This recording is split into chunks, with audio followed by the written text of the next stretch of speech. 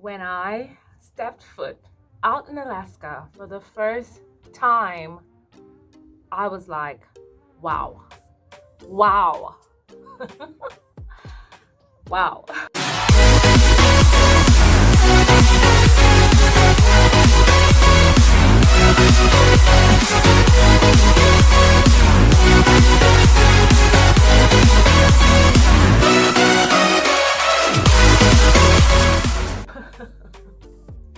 Hi guys, I'm Natasha, and today I would love to welcome you to my channel if it's the first time you're joining me.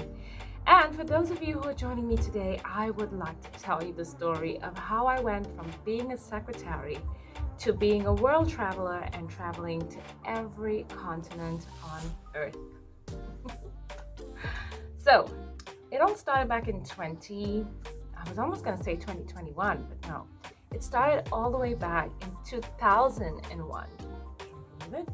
So, back in about 2000, I used to be a secretary at a company called Metal Industries Company Limited here in Trinidad.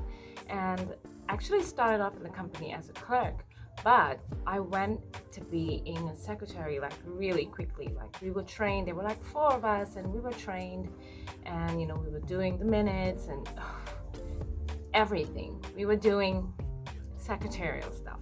So anyways, during that time, I really enjoyed my job, and I remember having to be at work very early in the morning. I think we had to be there around 7:30 and leave around 3:30, but yeah, 3:30 always met me in the office. I was always there till late, sometimes a lot later than 4.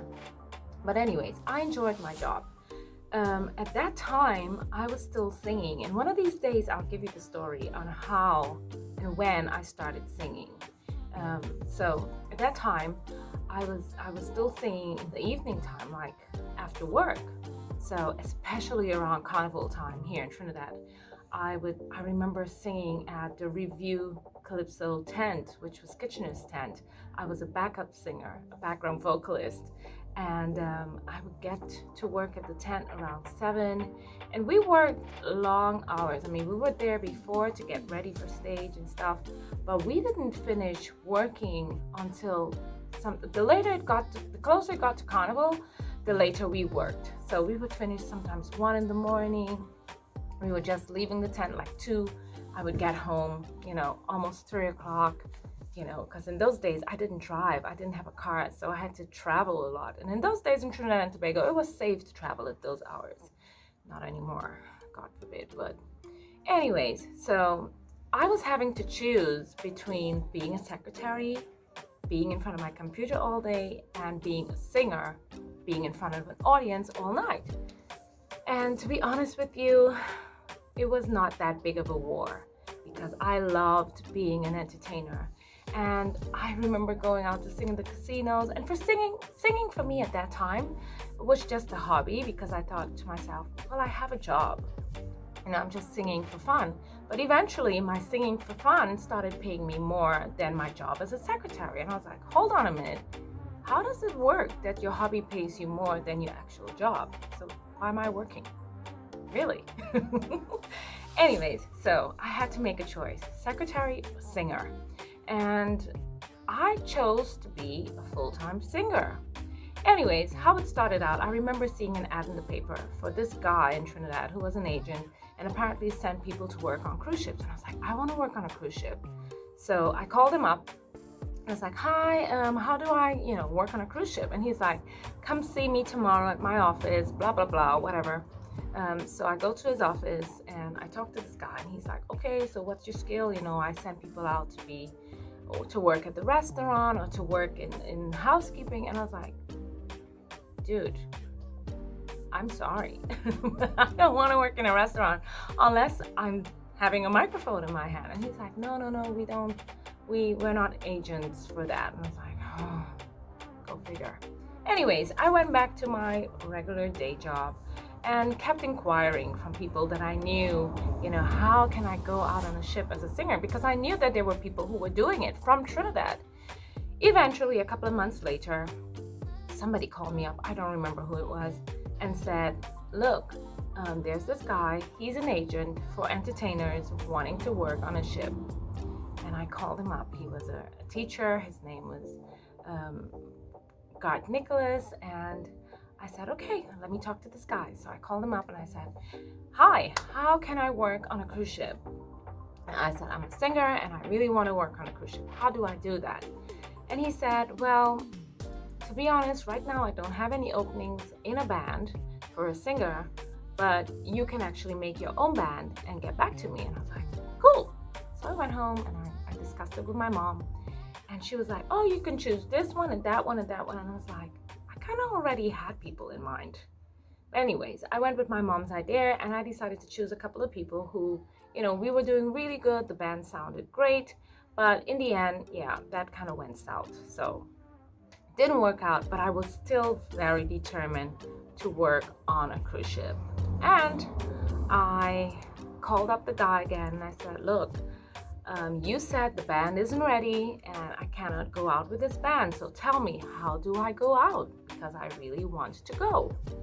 And he said, well, here's the thing. I'm having a band leaders meeting this weekend. Why don't you come by and be a part of the meeting, and then you can get some ideas from the band leaders how this thing actually works. I'm like, okay, fine. So I go to this meeting. I get there and, I'm very friendly, very outgoing. So I talk to a couple of people. And this one guy who's a band leader says to me, well, I'm actually looking for a panist. And I was like, well, I don't play pan. And for those of you who don't know what a pan is, it's actually our national instrument. It's called a steel pan. I know some of the foreigners call it a steel drum because it's made from an oil drum, but it's a steel pan. And for short, we call it pan. So I didn't play pan, I was a singer. And I said, oh, great, you want a panist? My cousin's a panist, she's fantastic, she plays with the National Steel Orchestra. I'm gonna get her for you because I'm sure she would love this opportunity. I call up my cousin, I'm like, girl, they're looking for a panist, you need to go. She goes there, she goes to like 2 or 3 rehearsals, and then she says, I'm not going anymore. I'm like, why? And she's like, no, I want to stay in Trinidad. They said it's really hard when you go out on a ship. I'm like, are you crazy? I'm like, girl, you're going to go see the world. Anyways, she didn't want to go. So I called up this band leader and I said, how long is it going to take me to learn to play the pan? And he says, as fast as you want to learn to play the pan. Okay. Do you know someone who teaches? And he's like, actually, I know the pan and I can teach you. I was like, no kidding. Okay, I said, and how soon do you need this panist for? And he's like, about 6 months from now. I was like, really? I'm like, cool, sign me up. So I know what you're thinking. This girl is crazy. Well, you know what? I hadn't realized until now how much determination I actually have. And it's not just for going on a ship. My determination is huge. If I want something, I work my butt off to get it. Yeah, telling you. Well, yeah. Anyways, so I go and I start learning to play the pan. And I played for all of 6 months. And I'm doing really good too. I'm actually playing in the dark. I'm telling you, when I'm playing outside and it gets dark in the pan yard, I'm still playing. I'm hitting the right notes. I'm like, well, of course, I'm no panist at this point in time. Let me not fool myself. And no disrespect to the real panists out there. I just learned to play chords, which was all they needed, because as far as they were concerned, they had another singer in the band. That's a plus. You have 2 singers, a panist, bass, drums, keyboard. You're made. You're done for. And not to mention, this band hadn't any girls, so I was the only girl. That's another plus.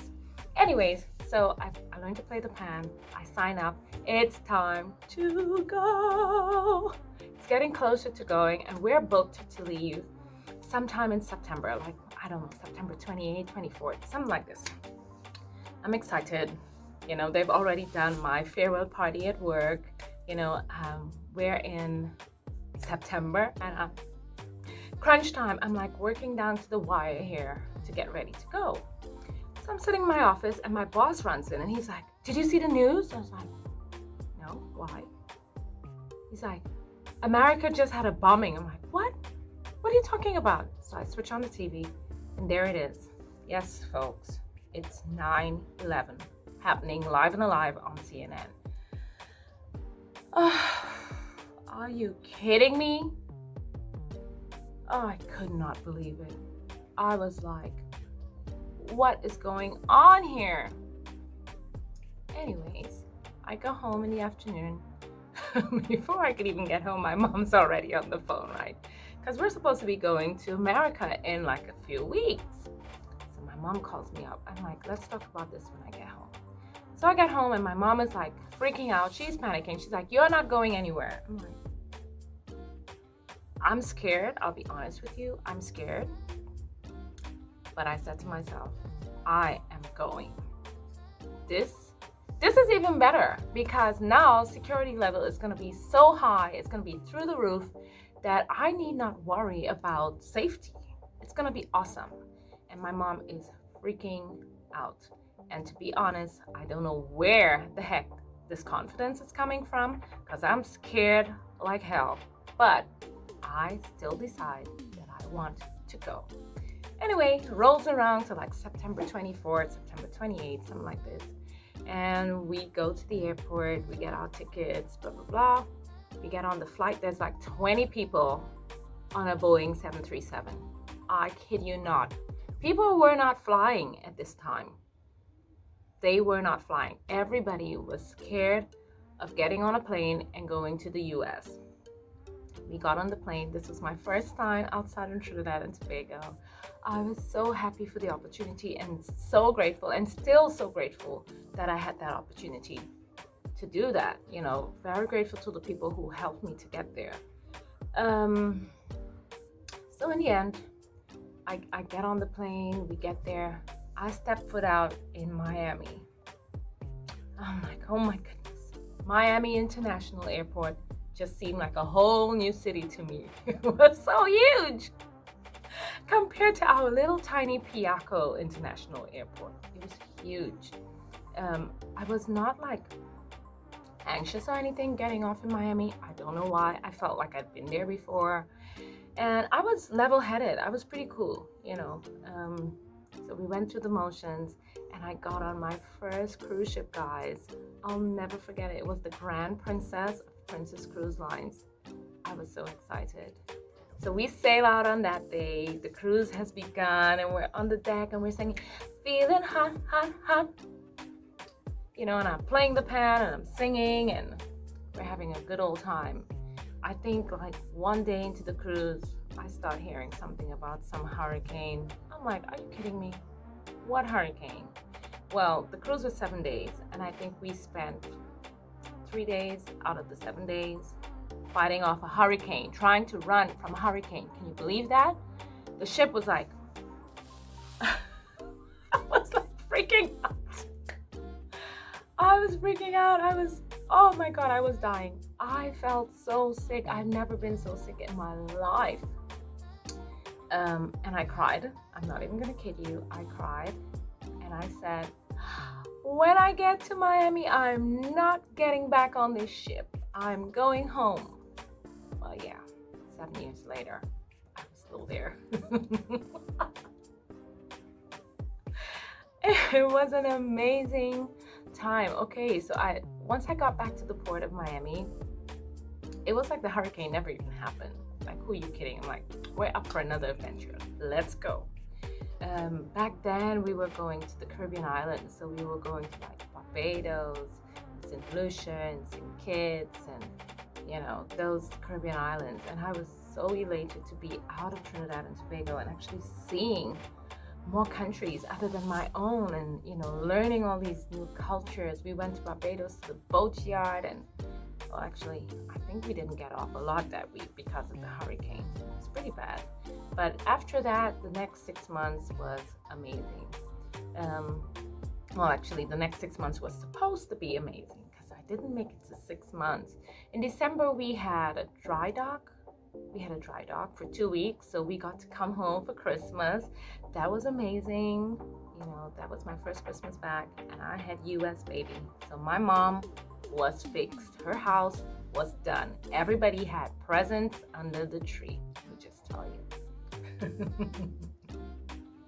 So we went back to work after 2 weeks, so like the first week in January. And as with everything else, you know, there's always ups and downs in life in general. And you just take them, you know, and you make the best of them. So life gives you lemonade, make lemon curd, I love a very good croissant with some lemon curd inside. And I like lemonade too. So anyway, in March, I think the early part of, no, maybe just a little bit after my birthday in March, we had to get off the ship. Two of our bandmates had been fired, and because of that, the band couldn't run on three musicians. Then they would have to replace two, so we had to go home. So here I am back in Trinidad and Tobago, and I'm thinking, well, what do you do now, sister? You quit your job. So I'm thinking to myself, oh my God, how am I going to do this? How am I going to do this? How am I going to do this? I'm not going back to being a secretary. I'm not going back to sitting in front of my computer all day long, having my eyes run water every time I get on a maxi taxi. What am I to do? So before I left my job, I was singing. I was singing in the casinos, and I was doing like little weddings here and there. So what I do, I called up the casino and I said, I'm back, guys. Are you guys still having entertainment? And they were like, yeah, sure. And what do you know, my career took off as a full-time singer. Because back in those days, cruise ships only worked in the Caribbean 6 months out of the year. So it wasn't like you were on a full rotation. You were only out for 6 months and then you were back home for 6 months. You can't really live off of your salary for the next 6 months. Well, you could, but you really want to save. So, I started working the casino circuit, and they were paying me pretty well. At least I thought it was pretty decent compared to what I'd have to go back to work for an 8 or 9 hour job 5 days a week. And besides, I was having fun. I was entertaining people, and I was getting to wear these beautiful clothes. So what do you know? I joined another band, and 6 months had passed by so quickly, and I went out with another band, and this time around we did the Caribbean countries again, maybe some different ones. So we did like Grenada, and we did like Aruba and Curacao, and yeah, so we did some different islands this time, and it was fun. The adventure just continued. For me, the one thing that I loved about it was waking up every day in a new place. I'd go to sleep at night, wake up in the morning, I'm somewhere new. This for me has always been the cherry on top. A lot of people complain about working on a cruise ship. Sometimes it's pretty tough, especially if you're in a department that's very demanding. Lucky for me, my department was not very demanding, or at least I didn't see it that way, because I was doing something that I really loved. And, I had a lot of time off to go out and actually see these countries. It wasn't like I was working during the time that the ship was docked. I was allowed to get off and go out like a passenger. So in other words, it was kind of like I was a passenger and I was getting paid to be a passenger. So it was an amazing experience. So second time around, what do? I get out there and I do my best, and it's awesome. It's amazing. And I needed more adventure. Guys, if I went on to tell you the story, I'd have to write a book. I get to the end of that second contract as a singer, and I decided I'm gonna move to the shops. Why would you do that? Well, there's a couple of reasons I did that, and I'll tell you that in another video because it's so much to talk about.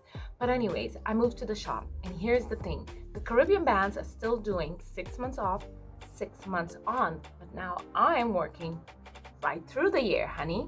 6 months on, 2 months vacation, maybe 1 month, and then I'm back to work. But not only that, the shifts are going worldwide, everywhere in the world. The Caribbean bands at that time were only doing the Caribbean. They weren't going anywhere. They were just doing the Caribbean. And every Caribbean island has its little thing, but in the end, they're all Caribbean islands. They're kind of similar, in terms of aesthetics, in terms of look, not culture. Well, kind of similar in culture too. But anyways, here I was, and I was thinking to myself, I'm going to request to go somewhere far. I want to see Europe. I want to go to Asia. I want to go to Alaska. So I start working in the shops, and guess where is my first contract in the shops? I got so lucky. Listen, I had to fly to Copenhagen, Denmark to meet my ship. Man, I was elated. I was like, oh my God, I'm going to Europe. I could not believe it. I couldn't believe it. And I couldn't believe how long it was going to take me to get there.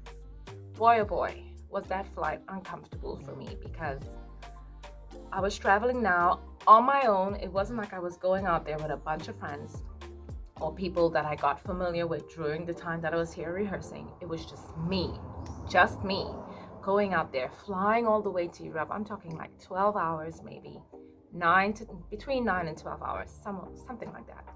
And I was now going to Europe, and it was new and exciting, but still scary.